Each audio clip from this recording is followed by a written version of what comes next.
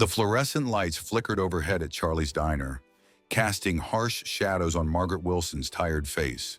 Her hands, roughened from years of work, moved efficiently as she wiped down another table. The small radio behind the counter played Dusty Springfield's Son of a Preacher Man, and Margaret found herself humming along, the melody pulling her back to summer evenings when her father would twirl her around their modest living room. She winced as she shifted her weight. 12 hours in these worn-down shoes had left her feet throbbing. The smell of grease and coffee had long since worked its way into her uniform, her hair, seemingly into her very skin. Yet when the bell chimed and new customers walked in, Margaret summoned another smile, warm and genuine despite the exhaustion etched in the fine lines around her eyes. "Freshen that up for you, Mr. Peterson?" she asked, already reaching for the coffee pot as the elderly regular nodded gratefully. "Have you ever reached the point of exhaustion where every muscle aches, but you still find a reserve of strength you didn't know existed?" Hold that feeling close as we continue Margaret's story.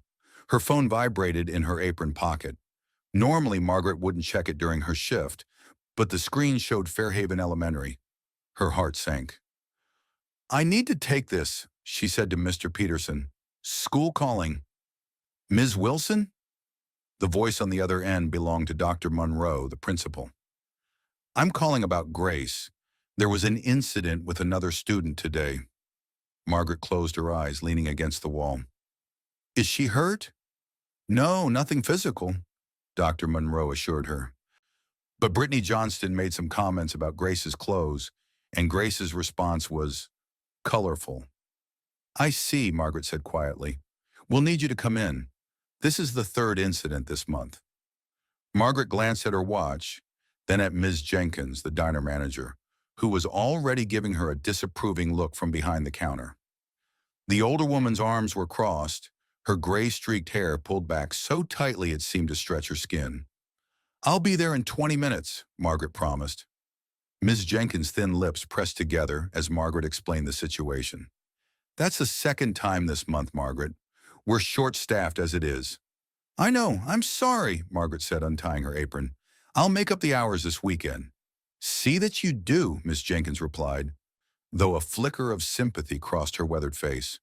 "Go take care of your girl." As Margaret hurried to her car, a 15-year-old Honda with peeling paint and a passenger door that sometimes refused to open, her phone rang again. William's name flashed on the screen. Her brother never called unless he wanted something. "Hello," she answered, sliding into the driver's seat. "Finally." William's voice was sharp with impatience. "I've been trying to reach you all morning." "I'm working, William. Some of us have jobs that don't come with assistants to answer our phones." He ignored the barb. "Dad's attorney called. The will reading is scheduled for tomorrow at 2. Margaret's grip tightened on the steering wheel. It had been 6 weeks since her father's heart attack. 6 weeks of grief that she'd had to push aside to keep food on the table and a roof over her daughters' heads. Samuel Wilson had been her anchor, the one person who never made her feel less than. Now he was gone, and the wound still felt raw. "I have a shift tomorrow," she said, pulling onto the main road. "Cancel it," William replied, his tone making it clear he considered this a simple matter. "This is important, Margaret. The whole family will be there." By the whole family, Margaret knew he meant himself and their sister Catherine with their respective spouses, the successful branches of the Wilson family tree. Not her ex-husband Richard, who had left her for his secretary 3 years ago and now lived in a downtown condo while she struggled to make rent on a 2-bedroom apartment. "I'll try," she said finally. "But I can't promise anything." William sighed dramatically. "This is exactly why Dad worried about you. You never prioritize the right things." The school meeting went as expected. Grace sat stone-faced in the corner while Dr. Monroe expressed concerns about her adjustment difficulties. The other student, Brittany Johnston, whose mother headed the PTA, had reportedly commented that Grace's clothes looked like they came from a dumpster. Grace responded with creative suggestions about where Brittany could go. I understand Grace's response wasn't appropriate, Margaret said carefully, but it sounds like Brittany was bullying her about our financial situation. Dr. Monroe cleared his throat. We're speaking with Brittany's parents as well, of course, but given Grace's pattern of outbursts, we're recommending counseling. Counseling they couldn't afford, another expense to somehow squeeze from her already stretched budget. We'll work on it at home, Margaret promised, placing a hand on Grace's shoulder. As they walked to the car, Grace finally spoke. I'm not sorry, she said, her voice small but determined. She says stuff like that all the time. Margaret unlocked the car. I know it's hard, but we can't let people like that see they've gotten to us. Dad would have let me fight back, Grace muttered, climbing into the back seat. He said sometimes you have to stand up for yourself. Margaret felt a fresh wave of grief wash over her. Richard had been largely absent since the divorce, appearing for occasional weekends and school events when it suited him. His child support payments were sporadic at best, despite his well-paying job. Yet somehow in the twins' eyes he remained the fun parent, the one who understood them. Your father says a lot of things, Margaret replied, keeping her voice neutral. But he's not the one dealing with phone calls from the school. The apartment was small but clean, decorated with Margaret's own paintings, landscapes and abstract pieces that added warmth to the otherwise modest space. Mrs. Abernathy from upstairs was waiting with Emily, who sat at the small kitchen table surrounded by textbooks. Everything okay? The elderly woman asked, her kind eyes creasing with concern. She had become something of a grandmother figure to the girls since the divorce. Just school drama, Margaret assured her. Thank you for watching Emily. After Mrs. Abernathy left, Margaret made a simple dinner of pasta and salad, her mind racing with calculations. If she took off work for the will reading tomorrow, they'd be short on next week's grocery money. But William was right about one thing. Her father would have wanted her there. As if summoned by her thoughts, her phone rang again. Richard.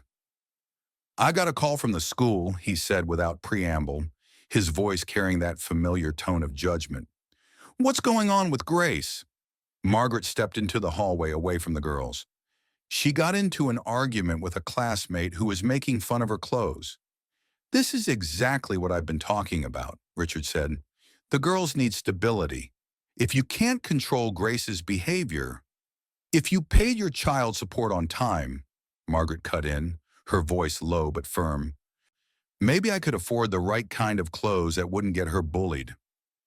There was a pause. In the background, Margaret could hear a woman's voice. Rebecca, no doubt. Young, beautiful Rebecca, with her designer clothes and perfect hair, who looked at the twins with thinly veiled annoyance during their weekend visits. We need to discuss this further, Richard finally said, but I have a dinner meeting. Tell Grace I expect better behavior. The following afternoon, Margaret entered the sleek downtown offices of Reynolds and Associates, feeling immediately out of place.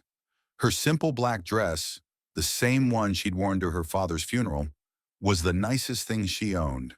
But it paled in comparison to Catherine's tailored suit or William's expensive watch that gleamed under the recessed lighting. Michael Reynolds, her father's attorney and longtime friend, was the only one who seemed genuinely pleased to see her. He embraced her briefly while William and Catherine exchanged looks. Thank you all for coming, Michael began once they were seated in the conference room. Samuel was very specific about his wishes. He adjusted his glasses and began to read. William and Catherine each received $50,000 from a life insurance policy. There were a few personal items distributed, their mother's jewelry to Catherine, a collection of vintage books to William. And to my daughter Margaret, Michael continued, I leave Starbright gas station, including all associated property, the attached apartment, and any contents therein. A heavy silence fell over the room. The gas station? William finally said, a laugh of disbelief escaping him. You're getting the old gas station. Catherine's expression darkened. That property is prime real estate, Michael. It's worth far more than the cash bequest to William and me. Michael remained calm. Samuel was very clear about his wishes. Margaret sat stunned. Her father had owned Starbright for as long as she could remember, a small operation on the edge of town with just two pumps and a tiny convenience store. In recent years, business had slowed as bigger chains opened nearby, but her father had always seemed content there. This is absurd, William continued, his voice rising. Margaret knows nothing about running a business. She can barely manage her own finances. I assure you, Michael replied firmly, your father was of sound mind when he made this will. It was updated just 6 months ago. Catherine turned to Margaret, her expression a mixture of disbelief and irritation. What did you say to him? How did you convince him to do this? I didn't say anything, Margaret found her voice at last. I had no idea. Right, William interrupted sarcastically. You had no idea he was leaving you a piece of commercial property worth hundreds of thousands. Michael raised a hand. If I may continue, there is a letter from Samuel that he asked me to read. He unfolded a single sheet of paper and began, My dear children, if you are hearing these words, then I have passed on to whatever comes next. I hope it involves good fishing and better coffee. Despite everything, Margaret smiled. That sounded exactly like her father. I know my decision regarding Starbright may come as a surprise to some of you. William and Catherine, you have both built successful lives and careers. You have wealth, status, and security. You don't need a struggling gas station to add to your portfolios. Margaret has faced challenges, a difficult divorce, raising two wonderful granddaughters on her own, working multiple jobs to make ends meet. Despite these hardships, she has never lost her kindness, her generosity, or her spirit. The gas station may not seem like much to you. Perhaps you see it as a burden, a failing business in an outdated building. But to me, it represented freedom, opportunity, and the American dream I chased when I came to this country with nothing. It is my legacy, and I choose to entrust it to the child who I believe will honor its significance. Margaret, my darling, Starbright has more to offer than meets the eye. Take your time. Explore its possibilities. When Michael finished reading, the room fell silent. Margaret felt tears streaming down her cheeks, her father's words wrapping around her like an embrace. William broke the silence, his voice tight with anger. This is ridiculous. Dad was clearly not thinking straight. That's enough, William, Michael interjected. Samuel's wishes were clear. The property belongs to Margaret now. As the meeting concluded, Catherine approached Margaret, lowering her voice. Think about what's best for your daughters. That place is a money pit. William and I will give you $25,000 for it. Margaret looked up at her sister. $25,000 for prime commercial real estate? Catherine's smile didn't reach her eyes. We're trying to help you, Margaret. Spare you the headache of dealing with a failing business. After everyone had departed, only Margaret and Michael remained in the conference room. The attorney watched her with sympathetic eyes. Your father loved you very much, Margaret. She nodded, still overwhelmed. The gas station, it needs work. A lot of work. Yes, Michael agreed.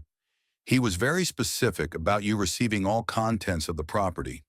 He emphasized that several times when we drafted the will. Margaret looked up, curious. What did he mean by that? Michael smiled enigmatically. He reached into his briefcase and removed a small envelope. He also asked me to give you this privately. Margaret accepted the envelope with trembling hands. Inside was a single key, old-fashioned, heavy, and brass, along with a note in her father's handwriting. Some doors are hidden in plain sight. Look with your heart, not just your eyes. I'm always with you. Have you ever received an unexpected gift from someone you loved? Not just a material item, but something that carried profound meaning? Share your story in the comments while we follow Margaret as she discovers the mysterious gift her father left behind. The morning sun cast long shadows across the cracked, concrete lot of Starbright gas station as Margaret pulled in, the twins in the back seat. The faded star on the sign had once been a brilliant yellow, now dulled to the color of old parchment. Only one of the two pumps appeared functional, and the small convenience store attached to the station had windows covered in outdated advertisements. Yet, as Margaret stepped out of her car, memories washed over her. Sitting on the counter as a child while her father worked the register, learning to stock shelves as a teenager, bringing the twins here when they were small to run circles around the aisles, while Samuel slipped them candy bars when he thought Margaret wasn't looking. The familiar jingle of the bell above the door transported her instantly back in time. The scent of motor oil, coffee, and the peculiar blend of products that only convenience stores seemed to have filled her nostrils. "This is ours now?" Emily asked, her natural curiosity already drawing her to explore the shelves. Grace hung back, her expression unimpressed. "It's a dump," she muttered, kicking at a weed growing through a crack in the concrete. "It's not a dump," Margaret corrected gently. "It just needs some love." They explored the small store first. The shelves were sparsely stocked with basic essentials: canned goods, snacks, automotive supplies. The refrigerated section hummed loudly, containing a meager selection of drinks. "It smells like Grandpa," Emily said suddenly, her voice soft with memory. Margaret nodded, tears threatening as she inhaled the distinctive scent. Her father had spent most of his waking hours in this small space, building his modest business. "Let's check out the apartment upstairs," she suggested, moving toward the back of the store, where a door marked "Private" led to a staircase. The apartment above the gas station was small but surprisingly well maintained. A combined living and dining area, a compact kitchen, 2 bedrooms, and a bathroom. The furniture was old but clean. A hand-carved chess set sat on the coffee table. Bookshelves lined with volumes in both English and Spanish. Framed photos of the family in younger, happier days. "Look!" Grace exclaimed, her earlier disdain momentarily forgotten as she discovered Samuel's collection of vinyl records. "Grandpa had all these old jazz records. Some of these are really rare."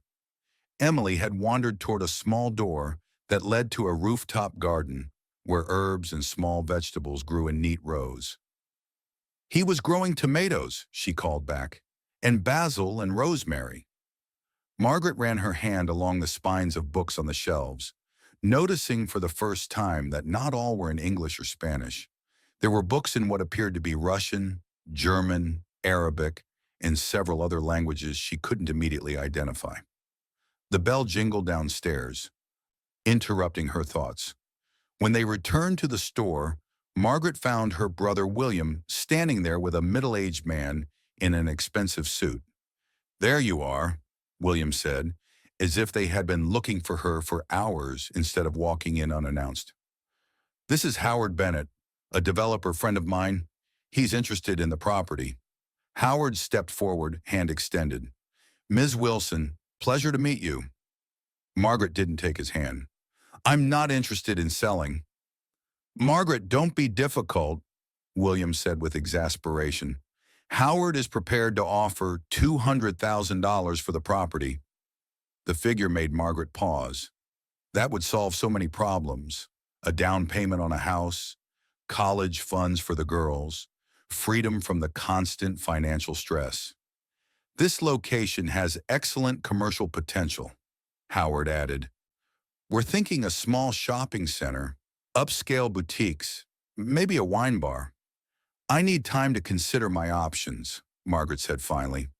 William stepped closer, lowering his voice. "Margaret, be realistic. You're a waitress. You know nothing about running a gas station. Dad left you a burden, not a gift."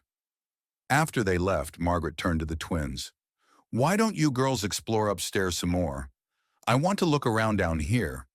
Once the girls had disappeared up the stairs, Margaret moved behind the counter, taking in the ancient cash register, the cigarette display, the lottery ticket machine. Everything looked exactly as it had when her father was alive. She entered the small office behind the counter. It contained just enough room for a desk, a filing cabinet, and a small safe in the corner. Papers were stacked neatly on the desk, and a calendar on the wall still showed the month Samuel had passed away, as if time had stopped. Margaret sat in her father's chair, running her hands over the worn desktop. What had he been trying to tell her with that key and cryptic note? She opened drawers, finding ordinary office supplies, invoices, tax documents. The top drawer of the filing cabinet held neatly labeled folders, invoices, receipts, insurance, all the expected categories for a small business. But at the back of the drawer was another folder labeled simply Correspondence. Inside were letters and postcards from all over the world, written in various languages. Some had her father's name on them, while others were addressed to names she didn't recognize. The bottom drawer of the cabinet was locked. Margaret tried her office key, but it didn't fit.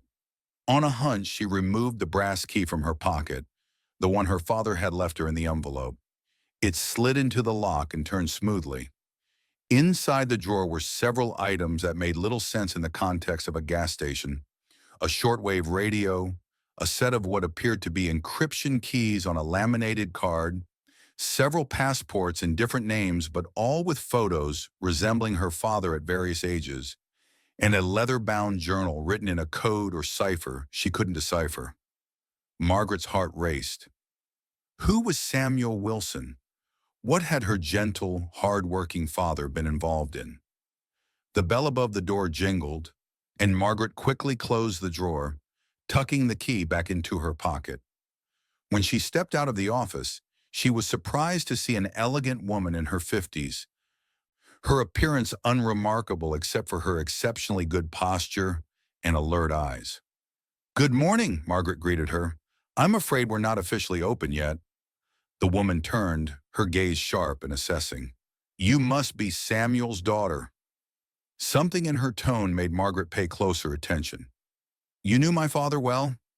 "I was a regular customer," the woman replied, extending her hand. "Irina Petrov." Margaret noticed the slight accent in Irina's speech. Eastern European, perhaps Russian. She recalled the books in Cyrillic on her father's shelf. "I'm sorry for your loss," Irina said. "Samuel was a special man, irreplaceable, really." She seemed about to say more, but then glanced toward the stairs where the twins had appeared and changed direction. "Will you be continuing the business then?" "I'm not sure yet," Margaret admitted. Irina reached into her purse, then froze, a flicker of alarm crossing her features as something fell to the floor between them. Margaret bent to pick it up, a passport, not an American passport, but one with Cyrillic lettering, a diplomatic passport. "I'll get that," Irina said quickly, but Margaret had already retrieved it. "You're a diplomat?" "Just a minor consular official, nothing interesting." She reached into her wallet and removed 5 $100 bills. "Perhaps we could forget this little incident. I'm not supposed to be shopping while on duty." "That's not necessary," Margaret said, pushing the money away. "Your secret is safe with us." Irina studied her face. "You are very much like your father. He understood discretion." She tucked the money away, but handed Margaret a business card instead. "If you decide to continue the business, call me. I'd be happy to be your first official customer." After Irina left, Margaret examined the card. It listed only a name and phone number, no title or organization. "That was weird," Grace commented. Margaret nodded slowly. "Yes, it was." Over the next week, Margaret split her time between her shifts at the diner and exploring Starbright. The strange customers continued to appear. About a dozen regulars who came at predictable times, purchased minimal items, and often engaged in brief, hushed conversations in various languages. Margaret began to document these interactions in a notebook, recording descriptions, languages spoken, and any unusual behavior. One particular customer, a tall man with a military bearing who came every Tuesday at exactly 10:15 a.m., had actually seemed alarmed when Margaret couldn't respond to his German greeting. Her exploration was interrupted by Catherine appearing with a lawyer. We have testimony from his doctor about his declining cognitive function, Catherine explained, her voice dripping with false concern. We don't want to make this difficult, Margaret, but legally the will may not be valid if he wasn't of sound mind. Margaret had shown them the door, then immediately called Michael Reynolds, who assured her the will was ironclad. Your father underwent a complete cognitive assessment just before updating his will, he explained. Then Richard filed an emergency motion regarding custody. His filing specifically mentioned Margaret's erratic behavior in taking on a failing business and her potential relocation to the apartment above the gas station, claiming these changes created an unstable environment for the twins. When Margaret confronted him by phone, his true motivation became clear. I heard about the developer offer, he said. $200,000 would solve a lot of problems, Margaret, including my concerns about the girl's living situation. Think about it. So Richard was now working with William and Catherine, all of them pressuring her to sell. But then Irina Petrov returned to the gas station. Your father's files, she said without preamble. Have you examined them thoroughly? Margaret hesitated, unsure how much to reveal. Some of them, Irina nodded. The journal in the bottom drawer. Have you deciphered it yet? Margaret froze. How did this woman know about the locked drawer? About the coded journal? Irina smiled at her reaction. Samuel and I were colleagues, in a manner of speaking. The code is a simple substitution cipher. The key is the date of your birth. Who are you? Margaret asked directly. A friend, Irina replied. One who knows the value of what you've inherited goes far beyond the property itself. She glanced around the store. You've noticed the regulars, yes? The ones who barely buy anything but come religiously. Margaret nodded slowly. We come for something more valuable, Irina continued. This location serves a special purpose, one your father maintained for nearly 30 years. What purpose? Margaret asked, though she was beginning to form suspicions of her own. Irina met her gaze directly. I think you already suspect the truth. Samuel was not just a gas station owner. She paused. There's more to discover. The apartment isn't the only space above the store, and below, well, that's where the real value lies. Before Margaret could press for more details, Irina's phone buzzed. She checked it, her expression changing to one of alert focus. I have to go, but Margaret, be careful. Your father had enemies as well as friends. The fact that you're asking questions, exploring the files, it's been noticed. Noticed by whom? Margaret demanded. Both sides, Irina replied cryptically. Those who valued your father's work and those who opposed it. She headed for the door, then turned back. The key he left you. It doesn't just open the drawer. Let's pause for a moment and imagine. If you discovered your closest loved one had a completely different secret life, how would you feel? Would you continue investigating or stop in your tracks? Share your thoughts in the comments and subscribe to our channel for the next part of this story. That night, after closing up the station, Margaret brought the coded journal home to her apartment. Using her birth date as the key, she began to decipher the entries. What emerged was astonishing. Detailed records of meetings, information exchanges, people moving through the gas station over decades. The journal entries were careful never to explicitly state the nature of the operation, but Margaret could read between the lines. Her father, her simple, hard-working immigrant father, had been running some kind of intelligence operation from his humble gas station. The next day, Margaret received 3 more visits that confirmed her growing suspicions. First, a health inspector arrived, citing anonymous complaints about code violations. He seemed determined to find problems, scrutinizing every corner of the store until he finally issued citations for minor issues. Next came a notification that the scheduled gasoline delivery had been canceled due to payment issues. despite the account being in good standing, according to the records Margaret had reviewed. Finally, she arrived one morning to find graffiti spray-painted across the front of the store, crude symbols and the word leave. That evening, after sending the twins to stay with Mrs. Abernathy, Margaret returned to the gas station alone. Irina's words echoed in her mind. The key he left you, it doesn't just open the drawer. Margaret moved methodically through the store and apartment, trying the key in every lock she could find. None worked. In the office, she examined the walls carefully, looking for any irregularities. Behind the filing cabinet, she noticed a slight discoloration in the paneling. Pushing the heavy cabinet aside, she revealed what appeared to be a seam in the wall.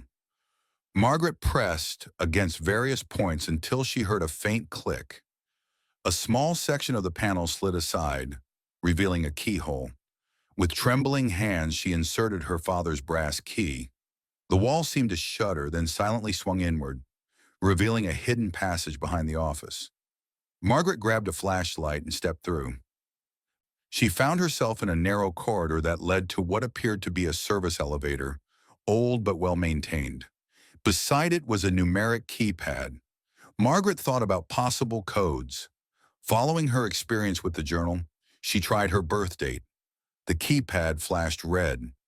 What other date would be significant to her father? She tried his own birthday, the twins' birthday, the date he purchased the gas station. None worked. Then she remembered the code she'd found on one of the encrypted documents in the drawer. 122478. She tried it on the keypad. The light flashed green, and the elevator door slid open. Margaret stepped inside. There were only 3 buttons, G for ground, B for basement, and another marked simply with the number 3. She pressed B. The elevator descended smoothly, the sensation suggesting it was traveling farther than just one floor. When the doors opened, Margaret found herself in a space that defied all her expectations. Before her was a fully equipped communication center, computer workstations, satellite equipment, radio systems, and walls of filing cabinets. One wall was covered with maps marked with pins and notations. Another displayed photographs, some of her father with various officials, others of people she didn't recognize. In the center of the room was a large table with what appeared to be secure phone lines. Margaret moved to one of the computer workstations and pressed the power button. To her surprise, it hummed to life, requesting a password. Again, she tried her birth date, and again she was denied access. A framed photograph on the desk caught her attention. Her father standing before Starbright gas station on its opening day. The date printed below the image, 8/15/78. She tried those numbers, and the computer unlocked. The screen filled with files, documents, and what appeared to be a database of names and locations. But most striking was a video file on the desktop labeled for Margaret. She clicked on it. Her father's face appeared on the screen, recorded sometime before his death. He looked tired but determined. "Margaret, my darling," he began, "if you are watching this, then you have found the key, both literally and figuratively. You have discovered the truth about Starbright, about my real work all these years." He paused, seeming to gather his thoughts. "What I am about to tell you will sound unbelievable, but every word is true. And now that I am gone, you need to know everything."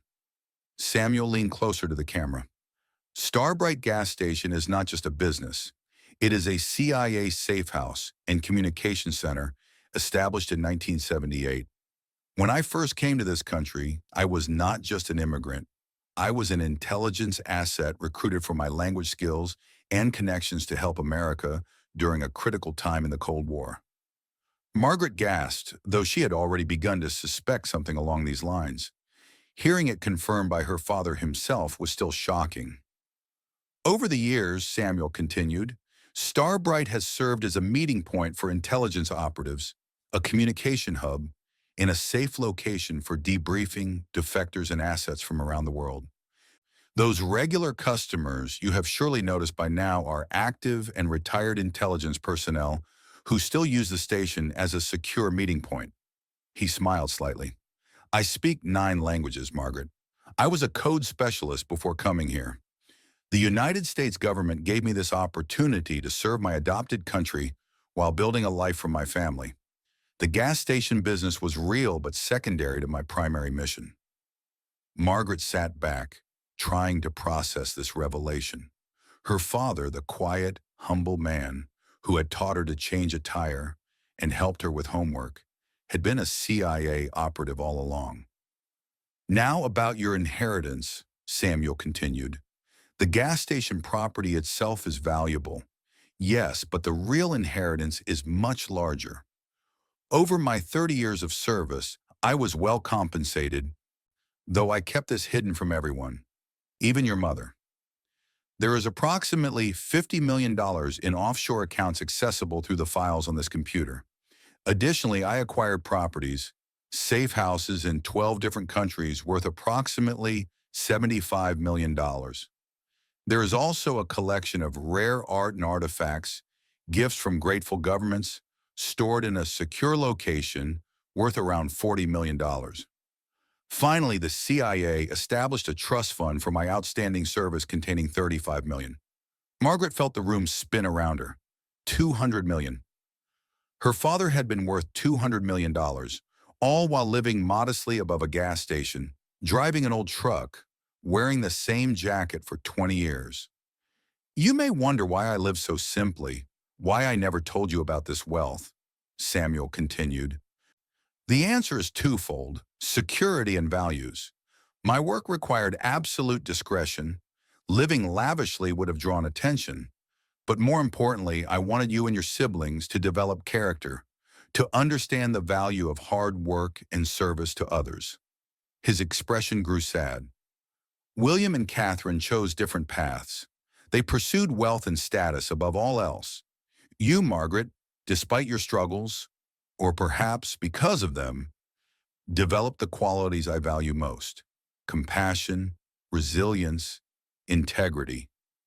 That is why I've left Starbright and everything associated with it to you. You will use this inheritance wisely for good purposes, not just for comfort or status. He leaned back, his expression solemn. There is one more thing you should know. Irina Petrov is your CIA handler now.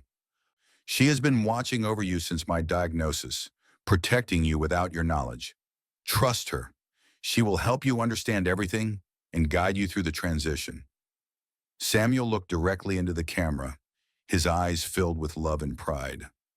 I am sorry for the secrets, my darling. I hope you can forgive me. Know that everything I did was to protect you and to serve a purpose greater than myself. His voice broke slightly. I am so proud of the woman you have become, the mother you are to my beautiful granddaughters. You are stronger than you know, smarter than you believe. You are my greatest achievement. The screen went dark, and Margaret sat in stunned silence, tears streaming down her face. Everything made sense now. The strange customers, the multiple languages, Irina's cryptic comments, her siblings' pressure to sell the property quickly. As she prepared to return upstairs, a notification on the computer caught her attention. The security system flashed a warning: perimeter breach, north entrance. Margaret's heart raced as she frantically searched for some way to see what was happening upstairs. On the wall, she spotted a bank of monitors, currently dark. She pressed what appeared to be a power button, and the screens flickered to life, showing different areas of the gas station. On one screen, she could see 2 men in dark clothing attempting to force the back door. They wore masks and moved with the precision of professionals. Margaret reached for her phone to call the police, then hesitated. If her father had kept this place secret for decades, bringing local law enforcement into it might compromise operations still in progress. Her phone rang. The screen displayed Irina's number. Do not call the police, Irina said immediately when Margaret answered. Security has been alerted. Stay where you are. There are men breaking in upstairs, Margaret whispered. I know. They're not after the gas station. They're after the information in the basement. The elevator and passage are designed to be undetectable. Stay quiet. Stay hidden, Help is 3 minutes out. Margaret watched the monitors as the men finally breached the back door. They moved efficiently through the store, clearly searching for something. One headed straight for the office. "They're in the office," Margaret whispered. "They'll find the passage." "No, they won't," Irina assured her. "Not without the key." "Do you have it with you?" Margaret patted her pocket, relieved to feel the brass key still there. "Yes." "Then we're fine. The passage resealed itself when you entered the elevator." On the monitor, Margaret watched as the man in the office ran his hands along the wall where the hidden door was located. He seemed frustrated, checking his watch and speaking into what appeared to be a communication device. "Who are they?" Margaret asked. "Former associates of your father's targets," Irina replied cryptically. "People who would prefer certain information remain buried." The man in the office was now pulling books from the shelves, searching more frantically. His partner entered, and they appeared to argue briefly before both headed back toward the front of the store. "They're leaving," Margaret reported, watching as the men exited through the front door this time. "Stay where you are," Irina instructed. "Our team is almost there. They'll secure the location and then escort you safely home." Within minutes, Margaret saw new figures on the security monitors. 3 men and a woman moving with the same professional precision as the intruders, but clearly performing a security sweep rather than a search. One spoke into a communication device, and shortly after, the elevator began to ascend. When the doors opened, Margaret found herself face to face with a tall, distinguished-looking man in his 60s with salt and pepper hair and alert eyes. He wasn't what she had expected from a CIA operative, looking more like a college professor than a spy. "Ms. Wilson," he said, extending his hand, "I'm James Harrison. I worked with your father for 30 years. The facility where they took Margaret resembled an ordinary office building from the outside. Inside, however, was a secure room with communications equipment similar to what she had seen beneath the gas station. Irina was waiting for them, now dressed in professional attire that suggested her role was more official than she had previously indicated. "Those men," Margaret said once they were seated, "who were they?" James Harrison's expression turned grave. "They work for an organization that your father helped dismantle in the early 2000s, a network involved in weapons trafficking and intelligence sales. Several of their key members were identified and captured thanks to operations run through Starbright. They believe the station contains evidence that could implicate others who escape prosecution," Irina added. "They're not wrong. Your father kept meticulous records. And now they're after me because I inherited the station," Margaret concluded. "Yes and no," James said carefully. "They were watching the station even before Samuel passed away. But your refusal to sell and your obvious interest in exploring the property thoroughly escalated their concerns. They need to know what you know." Margaret shook her head in disbelief. "All this time, I never suspected." "Your father was very good at what he did," James said with a hint of pride. "One of our best field operatives, though he never had an official title." "There's something else we need to discuss," Irina interjected, her tone shifting. "Your siblings." A chill ran down Margaret's spine. "What about them?" James and Irina exchanged glances before he continued. "William has been involved in some questionable business dealings, including with the very network your father helped dismantle. He may not know the full extent of their operations, but he's been facilitating transfers of technology that have raised red flags." "And Catherine?" Margaret asked, dreading the answer. "Real estate is excellent for money laundering," James said grimly. "She's been helping several criminal organizations move funds through property transactions. Again, she may not know who she's really working for, but ignorance isn't a defense." Margaret felt sick. Her siblings had built their success on criminal connections, all while looking down on her modest, honest life. "Your father knew," Irina added softly. "It broke his heart. He was actually investigating them during his final months, compiling information for federal authorities." That's why he left everything to me, Margaret realized. Not just because he trusted me, but because he knew William and Catherine were compromised. James nodded. Samuel believed you were the only one who would use the inheritance ethically, and he hoped that by leaving everything to you, he might force William and Catherine to face consequences before they went any deeper. What about Richard, my ex-husband? Margaret asked, remembering his sudden interest in the property. Irina hesitated. Your ex-husband's new wife, Rebecca, she has connections to a foreign intelligence service. We believe she targeted Richard specifically because of his connection to your family. The revelation hit Margaret like a physical blow. Rebecca was a foreign operative. Richard hadn't left Margaret for love, but had been targeted as part of an intelligence operation. Does Richard know? She asked. We don't believe so, James replied. Margaret sat back, trying to absorb everything.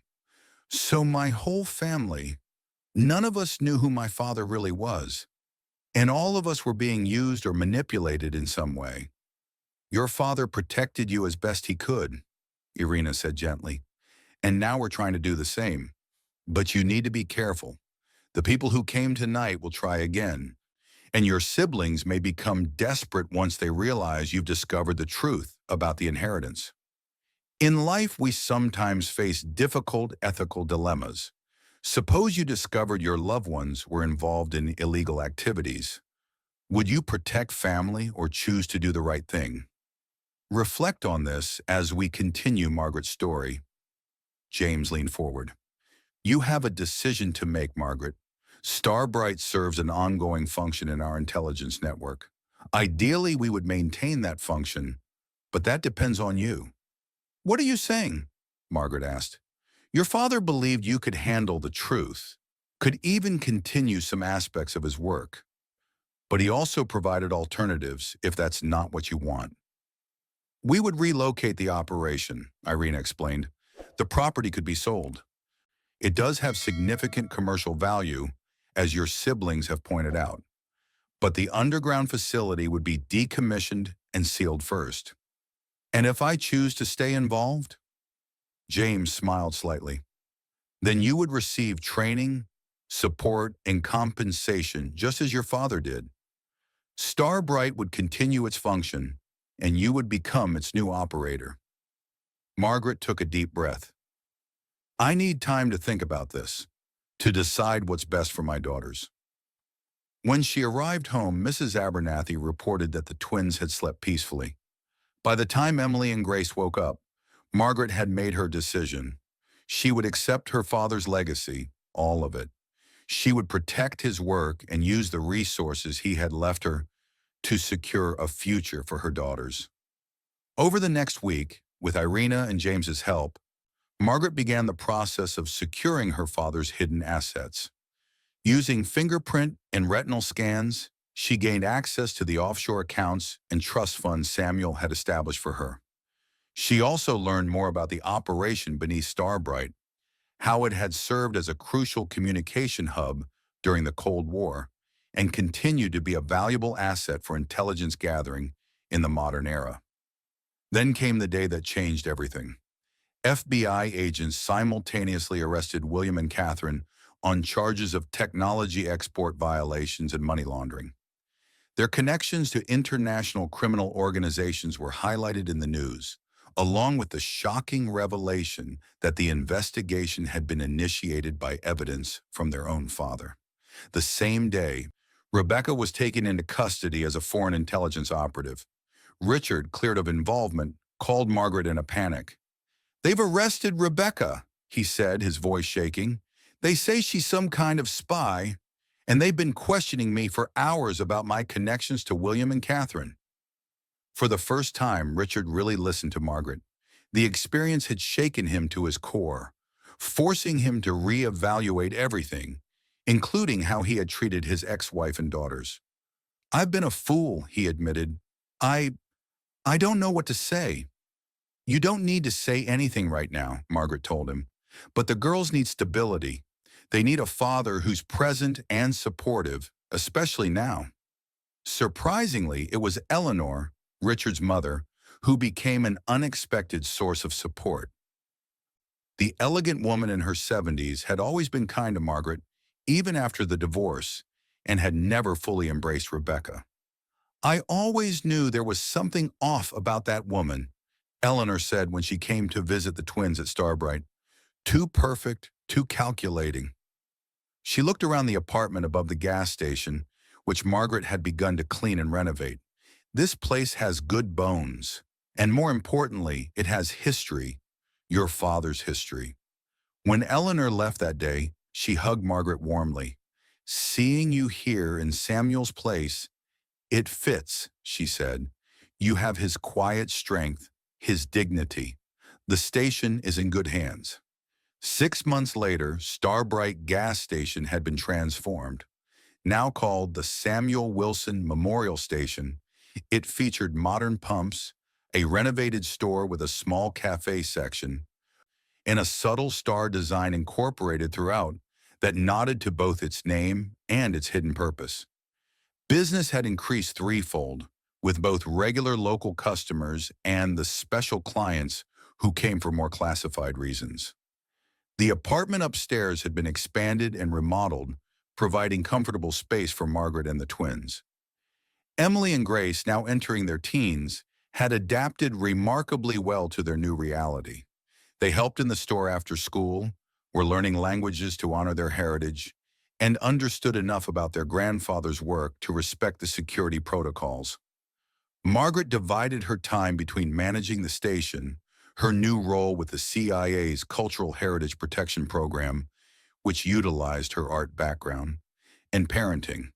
The wealth her father had left her remained largely untouched. Aside from the station renovations and the establishment of the Samuel Wilson Foundation, which provided scholarships for immigrant students and support for veterans. William and Catherine had both received substantial sentences, 15 years for William, 12 for Catherine. Margaret visited them monthly, difficult but necessary connections she maintained for the sake of family healing. The visits were strained, with neither sibling fully accepting responsibility for their actions, but Margaret persisted, believing that reconciliation, however limited, was worth pursuing. Richard, cleared of involvement in Rebecca's espionage activities, had undergone a surprising transformation. The humiliation of discovering his wife's true motivations, combined with the shock of the Wilson family revelations, had prompted genuine self-reflection. They would never reconcile romantically, but they had found a way to co-parent effectively. Irina had become a friend as well as a colleague, teaching the twins self-defense and beginning to instruct them in Russian, much to their delight. James visited regularly, often bringing books or historical artifacts that connected to Margaret's work with cultural heritage protection. The underground facility continued its essential functions, now with Margaret as its primary manager. She had proven adept at the work, her natural intelligence and attention to detail making her a quick study. The operatives who depended on Starbright as a safe location had accepted her readily, many commenting that she reminded them of Samuel. On this particular evening, Margaret stood behind the counter, watching as Grace helped a customer select coffee beans from the new gourmet section, while Emily restocked the refrigerated drinks. Irina entered, now a familiar presence that required no pretense. "Good evening, Wilson family," she greeted, accepting the cup of coffee Emily immediately prepared for her. "How's business?" "Steady," Margaret replied with a smile. "Both kinds." They had developed a shorthand for discussing the dual nature of Starbright's operations. "I have news," Irina said, lowering her voice slightly. "The team in Budapest recovered the artifacts." Margaret felt a surge of satisfaction. Her work with the Cultural Heritage Program had recently focused on tracking stolen medieval manuscripts believed to be moving through Eastern Europe. Her contribution had helped recover priceless historical documents before they disappeared into private collections. "That's wonderful," she said. "Will they be returned to the original museum?" Irina nodded. with appropriate credit to the anonymous expert who made it possible.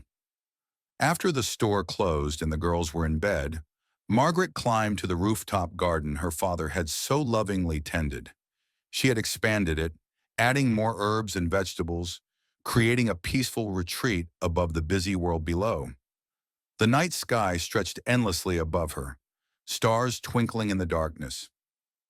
Margaret found herself searching for the brightest one, imagining it was her father watching over them. Near the garden's edge, she had installed a small memorial plaque. It featured a photograph of Samuel on the day he purchased Starbright, along with a simple inscription, Samuel Wilson, 1952-2022, immigrant, entrepreneur, American patriot. His greatest legacy was not what he owned, but what he stood for. The words captured the essence of her father's life and the lesson Margaret hoped to pass on to her daughters. As she gazed up at the stars, Margaret felt a profound sense of peace. The path ahead wouldn't be easy, but with her father's wisdom guiding her and her daughters beside her, she was ready for whatever came next. She had inherited much more than a gas station. She had inherited a purpose, a mission, and the knowledge that even the most ordinary-looking life could contain extraordinary meaning. People often say that diamonds need pressure to form. Sometimes it's our greatest challenges that reveal our hidden strengths. Have you ever discovered your own hidden potential through adversity? Share your story in the comments, and don't forget to subscribe to our channel for notifications about similar stories. Thank you for listening to Margaret's remarkable journey.